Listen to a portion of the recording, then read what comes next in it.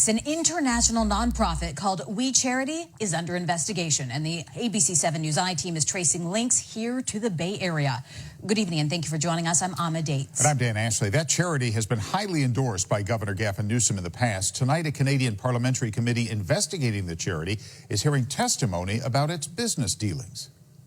ABC 7 News I-team reporter Stephanie Sierra has been digging into the nonprofit's history in multiple countries, and she's live tonight with our investigation. Stephanie. Yes, Amma and Dan, thousands of local students across the state attended We Day, a statewide fundraiser put on by We Charity every year. You may remember We Day was actually a really big deal. But if you ask authorities in Canada, the organization's past is raising a lot of big questions that have yet to be answered. We Charity, 25 years of empowering youth to make a difference. We Charities and Free the Children are embroiled in scandal.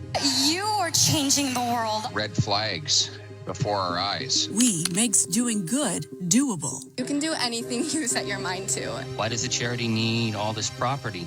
We vows for transparency. That's the problem with this group, is we don't see that transparency. We says we're in this together. That's the whole thing, is you, we, us. And coming together and making a difference. One We Day at a time. Hi, We Day. The revelations just keep getting worse and worse.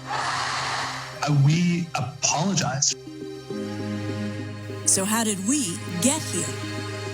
Let's go back to 1995. We Charity, formerly known as Free the Children, was founded in Canada by two brothers, Craig and Mark Kielburger. We want you to be empowered in whatever causes or issues you care about. It started as a club to ban child labor, but transformed into one of the world's largest international nonprofits aimed to empower youth around the world. All these people who make a change in this world, we want to do the same thing as you. We Charity officially launched in California in 2014. Good time, everybody.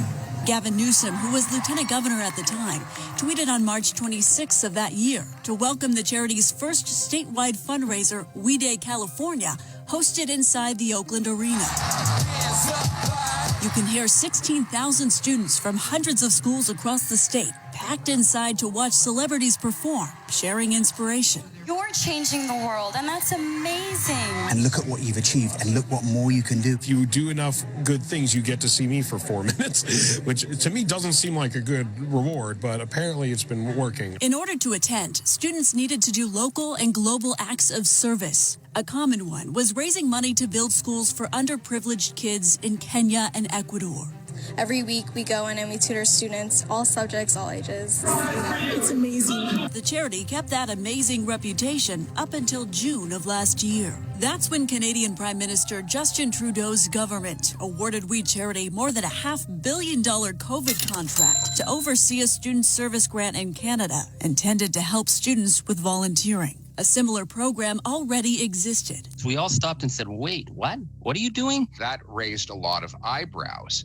I spoke with Charlie Angus and Pierre Poilievre, both federal members of Parliament. They both represent two of Canada's 4 political parties. Angus sits on a committee investigating We Charity for the past 8 months. What was even more shocking was the fact we found out that we was hiring the Prime Minister's mother and brother, using the Prime Minister's wife as a, an ambassadress for the organization. That's all really, really questionable. Would you repeat the question, please? A few weeks ago on March 12th, the Kielburger brothers testified under oath they paid Trudeau's family close to $500,000 in speaking fees for We Day events. So that dollar amount would not be out of the norm for our most frequent speakers. We Charity's COVID contract was canceled last July after a huge public outcry prompted 2 Canadian parliamentary committees to launch an investigation. The one thing that the Kielburger group is really, really good at is embedding themselves with very, very powerful politicians. No one's given a ticket here. You have to earn the right to get here. Newsom, who was lieutenant governor at the time, became co-chair of We Day California with his wife Jennifer from 2014 to 2016. Newsom even sent a letter with former California State Superintendent Tom Torlakson, encouraging all school districts and administrators to attend the inaugural year. Coming together and making a difference and making the world a better place, and that's thrilling to me. The Newsoms spoke at We Day California in 2015, along with San Jose Mayor Sam Liccardo. To transform the world starting right here in San Jose. Liccardo's staff told ABC7 this office has no record of an offer of payment from We Charity for this speech made in 2015. 2015. According to state public finance records, a couple weeks before Newsom spoke at We Day 2015, records indicate Newsom made a behested payment, which according to the Fair Political Practices Commission means he requested Comcast donate to the nonprofit for more than $242,000. Records show the following year, another organization founded by the Kielburgers sent the Newsoms baby gifts worth $110. We reached out to the governor's office for comment, but have yet to hear back. And certainly, there's been a huge shift for We USA, and California is a big, big market in terms of the superstar status of people who get involved in We Days, and the donors. There's a lot of donor money. $490 million has been raised for We Charity across the U.S. since 2011, according to the charity's tax forms filed with the IRS. So where is it all going? We're all told this is all to do with helping the children, but actually tracking and figuring this out has pretty much stumped a parliamentary committee. We Charity claims on its website 90% of donations from the U.S. and Canada support programming, while only 10% goes towards administrative costs. I'd like to commit to building 100 schools around the world. 100 schools.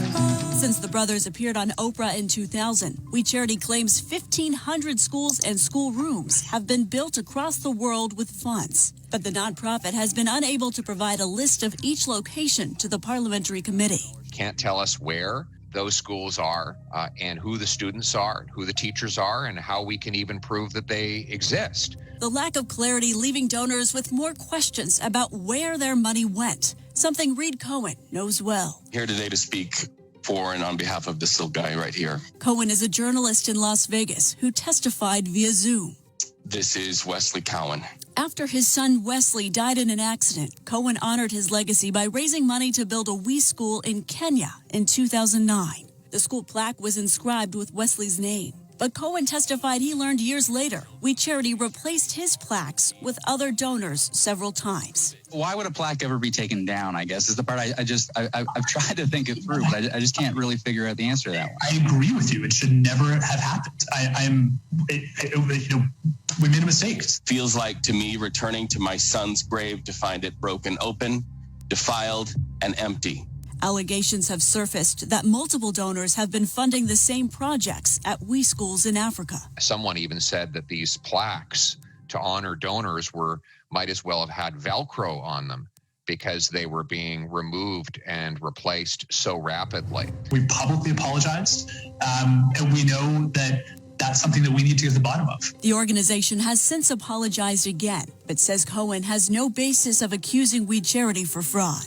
The ABC7i team contacted We Charity requesting a list of all the We schools built with money donated by Californians over the last 8 years. The charity didn't answer that question, stating, "As we are sure you can appreciate, we cannot provide answers to your questions as they pertain to private individuals." However, the nonprofit did provide us the following statement, saying, "Over the years, We Charity has provided youth volunteerism programs to 18,000 schools in Canada, the United States, and the United Kingdom, empowering young people to help more than 5,000 causes. In California, We Charity serves 1,400 schools and educational groups with free curricular programs supporting youth service, youth mental health, and trauma-informed learning programs." And they may be doing some good work, but we actually haven't gotten a picture of who owns what and how the money flows.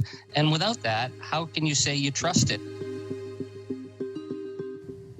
Now, the Canadian Parliamentary Committee investigating We Charity had authorized issuing 4 subpoenas to get any executive leaders of We Charity to testify.